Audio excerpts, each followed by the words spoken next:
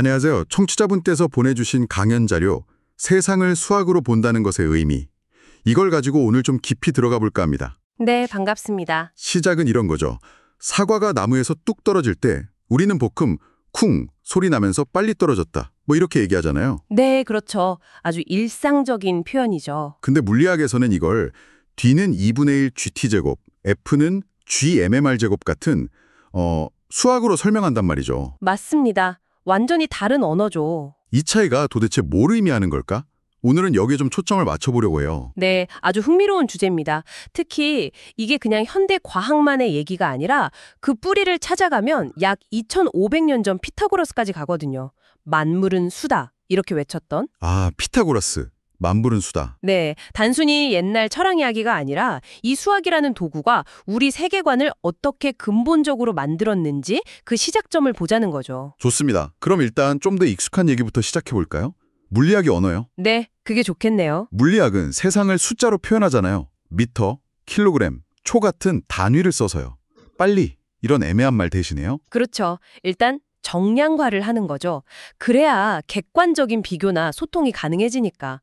초당 9.8m씩 속도가 늘어난다. 이런 식으로요. 네, 공통의 기준을 만드는 거군요. 근데 여기서 더 중요한 건 물리학이 그냥 재는 데서 그치는 게 아니라 공식을 쓴다는 거예요. F는 ma처럼요. 아, 공식. 네, 이게 그냥 기수라는 걸 넘어서 대상들 사이에 어떤 필연적인 관계를 보여주는 거거든요. 힘이랑 질량이랑 가속도 사이에 이런 법칙이 숨어 있다. 뭐 이런 거죠. 아, 그러니까 자연에 숨겨진 문법 같은 거네요. 맞아요. 그래서 두 개를 알면 나머지 하나를 예측할 수도 있게 되고요. 그리고 이런 공식들이 모여서 법칙, 예를 들어 만유인력 법칙 같은 게 되면 이건 뭐 시간과 공간을 넘어서는 보편성을 갖는다고 주장하는 거잖아요. 그렇죠. 지금 내 눈앞의 사과뿐만 아니라 저 멀리 우주 끝에서도 똑같이 적용된다. 이런 선언인 거죠.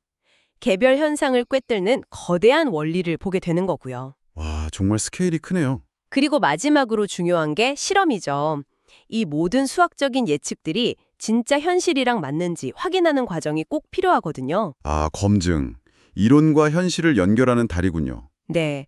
이렇게 물리학은 수학을 도구 삼아서 눈에 보이지 않는 세상의 질서를 읽어내려고 하는데, 이런 생각에 아주 오래된 원조가 바로 피타고라스라는 거죠. 자, 그럼 이제 2500년 전으로 가보죠. 피타고라스. 만물은 수다. 이 혁명적인 생각은 대체 어디서 나온 걸까요? 그게 참 재밌는데 시작은 뜻밖에도 음악이었어요. 음악이요? 아, 그 대장간 이야기인가요? 네, 맞아요. 대장간에서 망치들이 내는 소리를 듣는데 어떤 건 듣기 좋게 어울리고 어떤 건 막 시끄럽게 부딪히는 걸 본 거죠. 네네.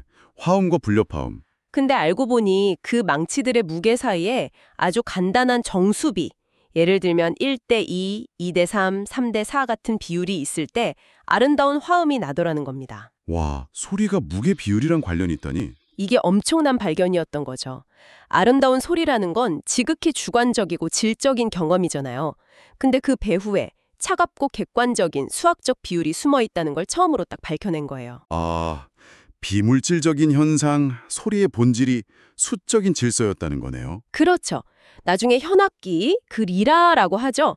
그걸로 실험해서 현의 길이를 어떤 비율로 나누면 특정 음정이 나온다는 것도 확인했고요. 이야, 그래서 이 음악에서의 발견이 만물은 수다, 이 철학으로 확 커진 거군요. 네, 세상 모든 것, 보이는 것이든 보이지 않는 것이든 심지어 우주나 인간의 감정, 도덕 같은 것까지도 그 근본에는 이런 수적인 질서와 비율이 있을 거다 이렇게 생각한 거죠. 수가 세상을 이루는 근본 원리, 뭐랄까, 원자 같은 거라고 본 거네요. 정확합니다. 그래서 점 1, 선 2, 면 3, 입체 4 이걸로 세상을 설명하려고 했고 특히 1, 2, 3, 4를 다 더하면 10이 되잖아요. 네, 10. 이 10개의 점으로 만든 삼각형 모양 테트락치스라는 걸 아주 신성하게 여겼어요. 우주가 만들어지는 원리가 담겨 있다고 본 거죠. 테트락치스. 네. 그리고 홀수나 짝수 같은 데도 막 도덕적인 의미를 부여하고 정의는 제곱수, 결혼은 뭐 2 더하기 3은 5니까 이런 식으로 모든 걸 수랑 연결하려고 했어요. 상상력이 정말 대단했네요. 우주까지 나아갔다고요? 천구의 음악. 맞아요.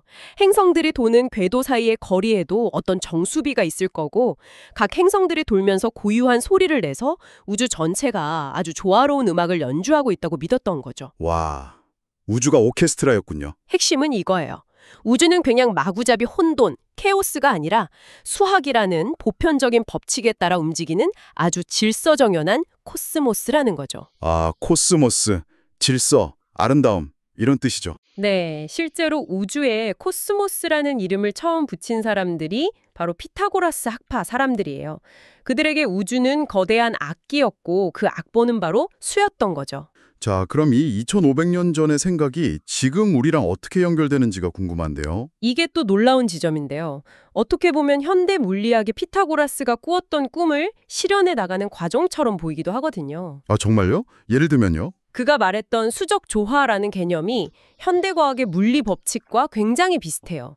예를 들어 맥스웰이 전기, 자기, 빛 현상을 단 4개의 방정식으로 통합했잖아요. 네, 맥스웰 방정식. 아름답다고 하죠. 그리고 아인슈타인의 E는 mc9, 에너지와 질량이라는 전혀 달라 보이는 것이 사실은 하나의 실체이고 수학적으로 딱 연결된다는 걸 보여줬죠. 듣고 보니 그렇네요.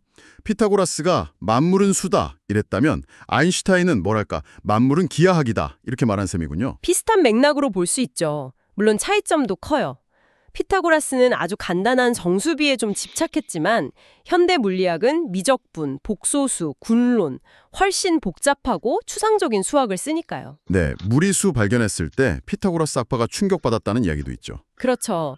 하지만 그 근본 정신, 그러니까 세상의 진짜 모습은 수학적인 구조로 되어 있다는 그 믿음은 어찌 보면 똑같다는 거예요. 특히 양자역학으로 가면 더 그런 것 같아요. 원자보다 작은 세계에서는 입자를 그냥 딱딱한 알갱이가 아니라 순수한 수학적 대상, 뭐 파동함수 이런 걸로 기술하잖아요. 맞아요. 그리고 에너지가 연속적인 게 아니라 딱딱 끊어진 값, 양자화된 값만 가질 수 있다는 것도 보여주고요. 마치 우주 가장 근본적인 단위에서 피타고라스가 말했던 그런 수적 조화가 발견되는 느낌이랄까요? 그래서 물리학자 유진 위거너가 수학의 불합리한 효과성이라는 표현을 썼죠. 아, 유명한 말이네요. 네. 아니, 인간의 머릿속에서 나온 이 추상적인 수학이라는 게 어떻게 저 바깥의 물리 세계를 이렇게까지 정확하게 묘사할 수 있냐는 거죠.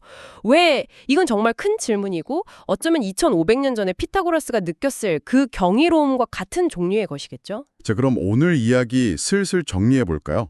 세상을 수학으로 본다는 것.